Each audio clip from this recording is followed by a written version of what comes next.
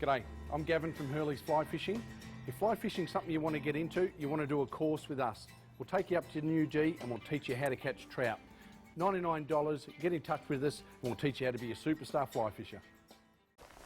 So I guess here, Rog, it's to stay back from the water a little bit and just be looking into the shallow margins for fish? That's the idea here, Gav. Just use the height a little to get us above the water level and give you good vision down into the gap between here and the reed bed. Yep. And you'll often pick up a fish or two just on the cruise. They're not always showing themselves by feeding on the surface, but they'll certainly be on the lookout for food. Sure.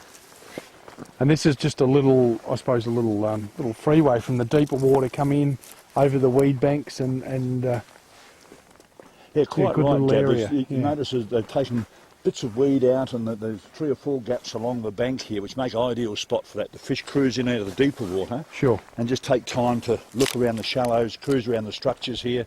There's quite a few logs and sunken items in the water, which are good habitat for the feed. And they'll just come in here looking around for a bit of a free feed, so to speak. Sure. And hopefully we can find one and pop it on top of their nose. Good idea, good idea.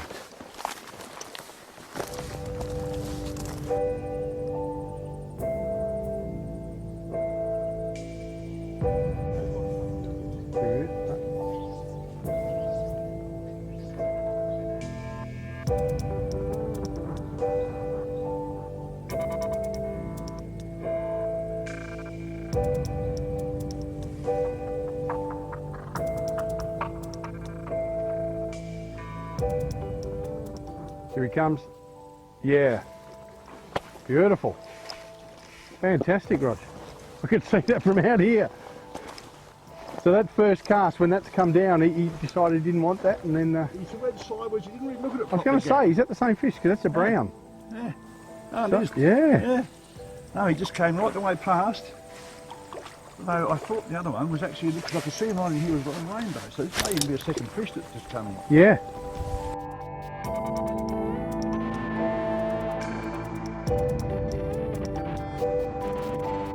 It's a good little brown, yeah. Steer him round. You ready? Beautiful. Very good.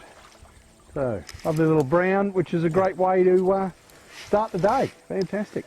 And they were exactly where you said they were going to be, Rog. Yeah, they came in nice and close, Gav. Just moved out a little, put the emerger to one side, didn't want it first of all. I think you saw it actually, Gav, and popped it to the side again, a tiny little bit of movement. Sort of caught his eye, turned it just nicely, came up and had a sip. Good. Well done. Very nice of him. Well done.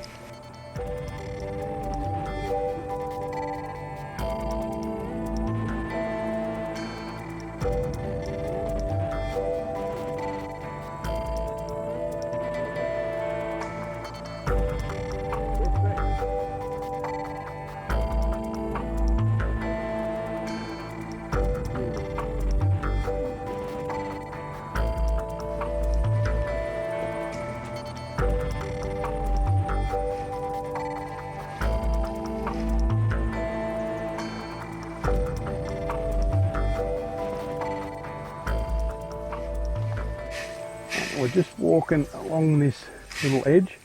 There's one, I'm going to have to cast over a bit of ground here, but about 2 foot off the bank. It's a bit short. Try and put it,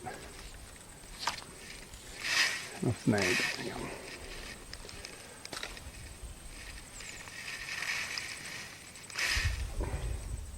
Oh!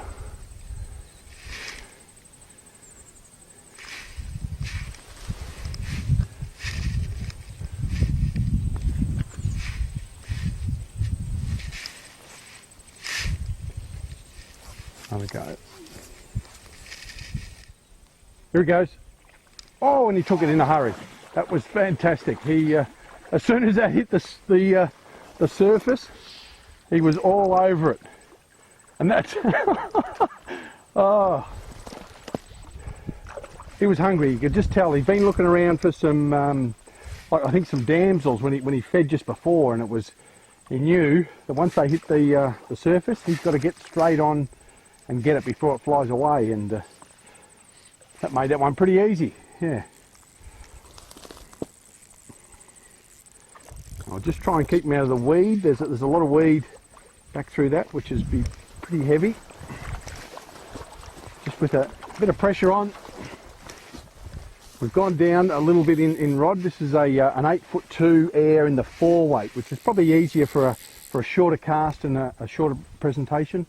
And yeah, it's worked a treat. Here we go. I always like to use a net, even in this shallow water. A net I find is much easier and nicer on the fish. He's not going to bash himself around on these rocks. So use a good net. Like these McLeans are fantastic. Just with the scales, if you need to know how much a fish weighs, a lie detector, I'll say he's just at 2 1/4 pounds, so which is terrific. Just get him out. Lovely brown, and it's just that take that really stays with you. Just the urgency when that fly hit the water for him to jump over and get it. He's gone.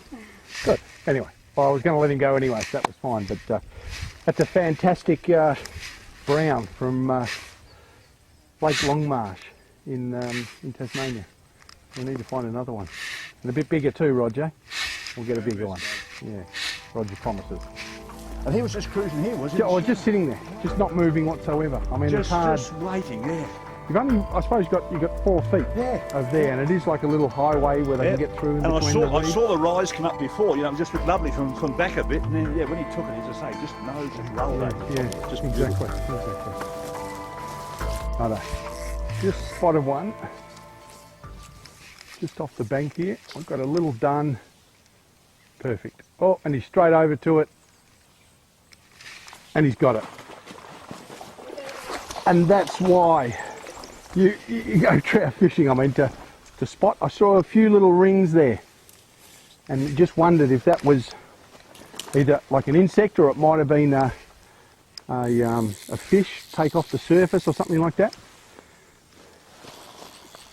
And it's about pausing and just slowing down a bit and coming here and taking your time. And sure enough, just waited. I probably waited for 2 or 3 minutes, and then you'll see like a little brown shape just moving around a little bit. Plonk that dun out. We're using it's a parachute. It's like a Gibson emerger, and it's essentially a parachute dun. So it sits right in the film. So it looks like an emerging dun or even a dry fly. And these Tassie trout like it.